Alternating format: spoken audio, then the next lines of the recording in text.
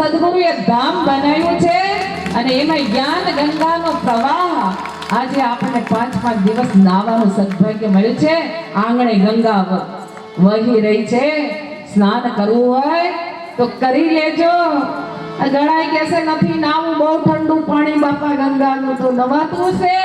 અરે કાઈ વાંધો નહીં, નો નાવ તો કઈ નહીં, હાથ પગ મોઢું ધોઈ લેજો. ઘણા કે હાથ પગ મોઢું પણ નો ધોવાય, તો કઈ વાંધો નહીં, થોડુંક આચમનમ કરી લેજો. સદભાગ્ય મળ્યું છે, ભગવાને કૃપા કરી છે. માટે આવો 2 મિનિટ ભગવાન નામનું સ્મરણ કરી, આવો 2 મિનિટ ભગવાન નામનું સ્મરણ કરી ભગવાનને પ્રાર્થના કરીએ. જય જય નારાયણ નારાયણ હરિ હરિ. જય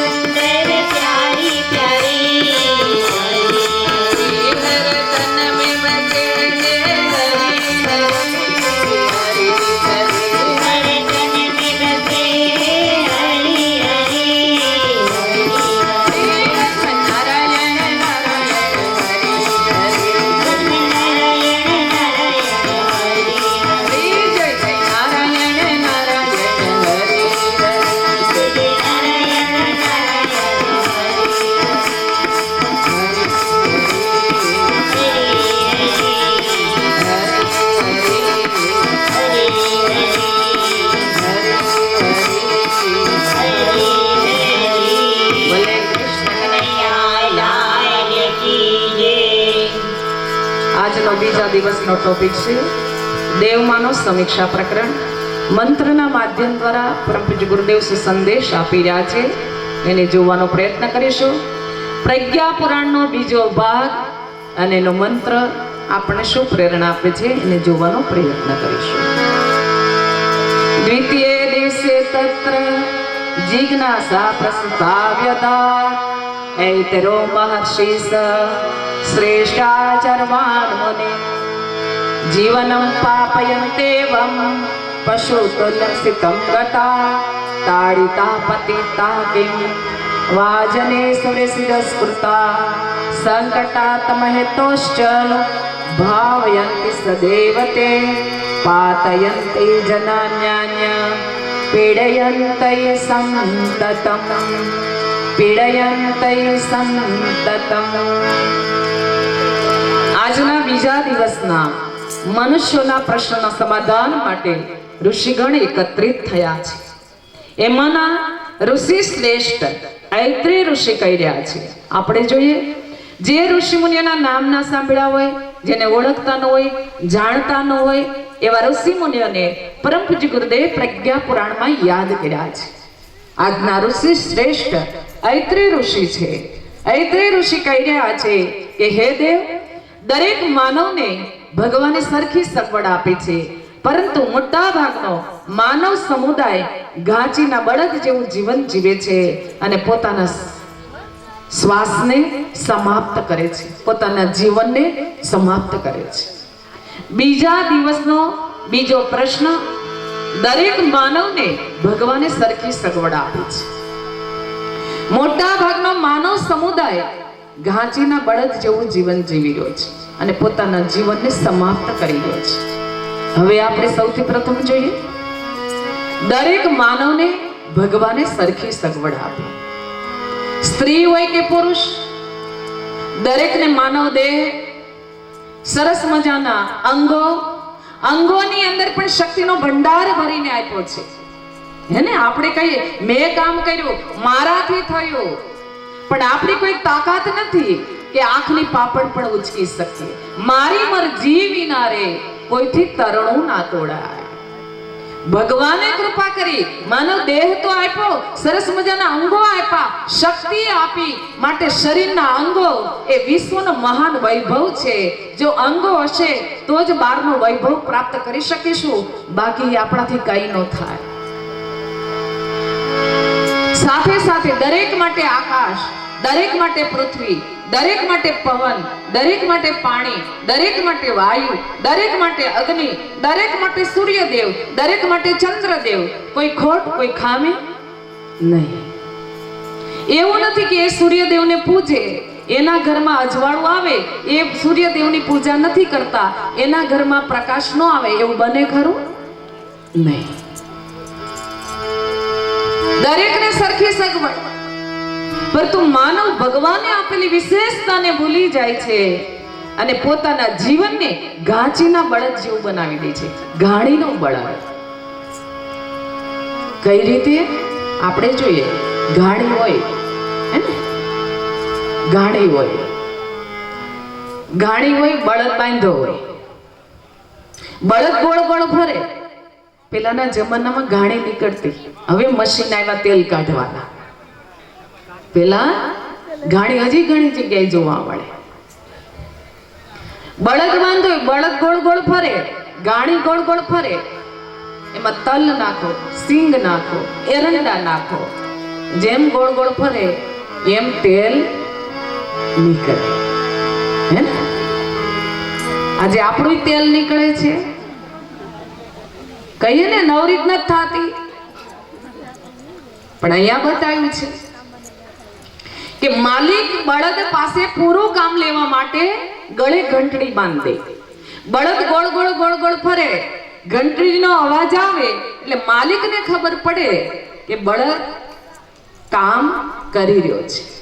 અને જેવો ઘંટડીનો અવાજ બંધ થાય એટલે માલિક પાછો ચાલતો કરે, એટલે પાછો બળદ ગોળ ગોળ ફરવા. પરંતુ આજનો કળિયુગનો બળદ ઊભા ઊભા પણ માથું હલાવે. બધી ખબર હોય, બધુંય જાણતો હોય, બધાય સમાચાર રાખતો હોય, પણ બધુંય કામ પૂરું થઈ જાય ને ત્યારે છેલ્લે આવે અને કે મને જરાક ફોન તો કરવો, તો હું તમને મદદ ન કરત. એ ઊભા ઊભા માથું હલાવે, બરાબર છે. અવાજ મોટો હોય પણ એ કોઈ કામમાં લાગે નહીં. સાથે માલિક શું કરે? આંખે પાટા બાંધે, બળદના આંખે પાટા બાંધે. બપોરના 2-3 વાગે રોંઢો થાય ને એટલે માલિકને દયા આવે કે બિચારો સવારથી સાંજ સુધી બળદ ચાલે છે, તો લાવ થોડોક આરામ આપો. જેવો પાટો ખોલે એટલે બળદને એમ કે સવારથી અત્યાર સુધી ચાલ્યો, ક્યાંય સુધી પહોંચી ગયો હોઈશ, અને જેવો પાટો ખોલે જ્યાં હતો ત્યાંનો ત્યાં એ ગોળાઈની એક ડગલું પણ બહાર નહીં. શું આપણું જીવન તો આવું નથી ને? આ કથા કોના માટે છે? કોના માટે છે? કયો તો ખરા? આપણા માટે છે. આ એક કથા એવી છે કે આપણને જગાડે, આપણને પ્રશ્ન પૂછે, હે ને? આત્મચિંતન. ગુરુદેવનું પહેલું સૂત્ર સ્વનિર્માણ, પેલા પોતાને જોવો. આ પ્રશ્ન આપણા માટે છે. શું આપણું જીવન તો એવું નથી ને? કઈ રીતે? હે, કઈ રીતે? હવે એને કહેવા માટે મારે તમારી રજા જોઈએ. તમે કહેતા હોય તો કહું. ખોટું નહીં લાગે ને? પાછું પૂછવું સારું હોય, પાછું ખોટું લાગે. રાત્રે કેટલા વાગે સૂઈએ? જો 12 વાગે. હા, જાતે મેં કીધું ને, એ તો બહુ સમજો, મારે કહેવાની જરૂર નથી. ટીવી પૂરું થાય પછી ના નથી પાડતી હો હું ટીવી જોવાનું. જોજો, પાછા મેં ના પાડવા નથી આવ્યા. જોજો, પણ સારું જોજો. એવું નથી કે ટીવીમાં બધું ખરાબ આવે, એવું નથી કહેતી, પણ સારું જોજો. રાતે સુવાનું મોડું થાય એટલે વહેલું ઉઠાય નહીં. શાસ્ત્રોમાં બતાવ્યું છે, રાત્રે વેલો જે સુવે વેલો ઉઠે વીર, બળ બુદ્ધિ અને ધન વધે, સુખમાં રહે શરીર. આ શાસ્ત્રોમાં બતાવેલું છે.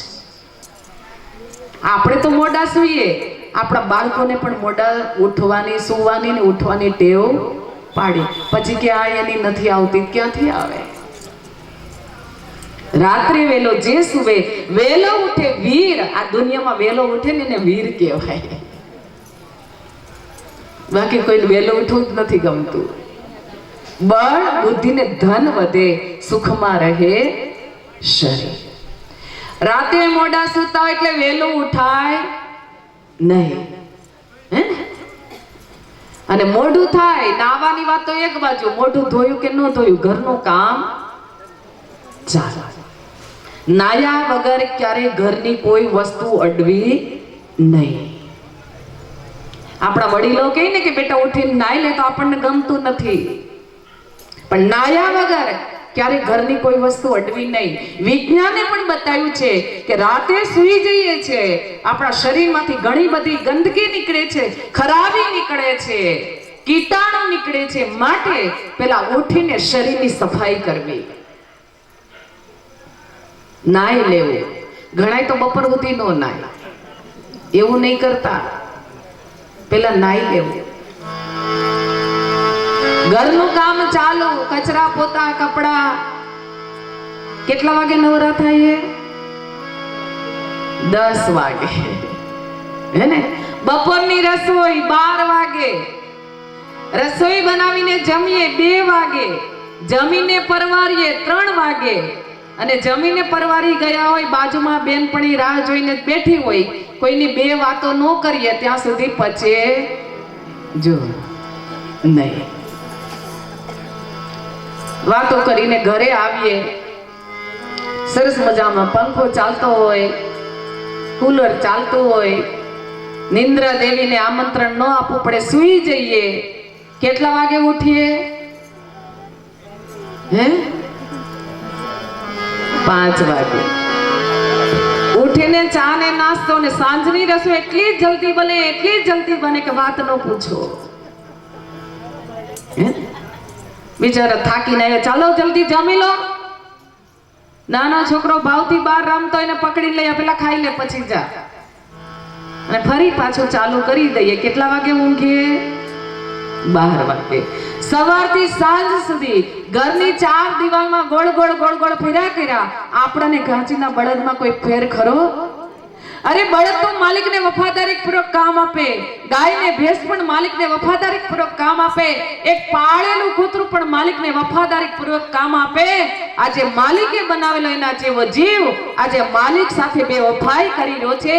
હે જીવ, તું જાગ અને બીજાને જગાડ. યાદ કરો, શાસ્ત્રોની અંદર પશુ પક્ષીઓએ પણ માનવને પ્રેરણા આપી છે. જટાયુ ઝાડના ગોખમાં બેઠા હતા. રાવણ માતા સીતાનું અપહરણ કરીને જઈ રહ્યા હતા. જટાયુ વિચાર કરવા લાગ્યા કે મારે મારું કર્તવ્ય બજાવવું જોઈએ. જટાયુ રાવણ સાથે યુદ્ધ કરે છે અને યુદ્ધમાં રાવણ જટાયુને એક પાંખને કાપી નાખે છે. જટાયુ પૃથ્વી પર પછડાય છે. મનમાં વિચાર કરે, રાવણે મારી એક પાંખ કાપી નાખીને હજી એક પાંખ ભગવાને મને આપી છે, હું એક પાંખ સાથે મારું કર્તવ્ય બજાવીશ. ફરીવાર શાસ્ત્રોમાં બતાવ્યું કે જટાયુ ફરીવાર એક પાંખ સાથે રાવણ સાથે યુદ્ધ કરે છે. ફરીવાર રાવણ જટાયુની બીજી પાંખને પણ કાપી નાખે છે. બંને પાંખ કપાઈ ગઈ છે. જટાયુ પૃથ્વી પર પછડાય છે, છેલ્લા શ્વાસ લઈ રહ્યા છે. એ સમયે ભગવાન જગત પિતા શ્રી રામ અને લક્ષ્મણજી માતા સીતાને શોધ માટે ત્યાંથી નીકળે છે. ભગવાન શ્રી રામ લક્ષ્મણજીને કહેવા લાગ્યા, કોઈ જીવ છેલ્લા શ્વાસ લઈ રહ્યા છે. નજીક જઈને જોવે છે તો જટાયુ છેલ્લા શ્વાસ લઈ રહ્યા છે. ભગવાન જટાયુ પાસે જાય છે, પોતાના ખોળામાં લે છે, માથે હાથ ફેરવીને કહેવા લાગ્યા, હે જટાયુ, તમારી આવી દશા કોણે કરી? જટાયુ બધી વાત બતાવે છે અને શાસ્ત્રોમાં બતાવ્યું કે સ્વયં જગત પિતાએ પોતાના અશ્રુ બિંદુથી જટાયુને અંતિમ સ્નાન કરાવે છે. જટાયુ શ્વાસ છોડી દે છે. ભગવાન અગ્નિ સંસ્કાર આપવા માટે તૈયાર થાય છે. લક્ષ્મણજીની આંખમાંથી આંસોડાની ધાર થાય છે. જટાયુને કેવા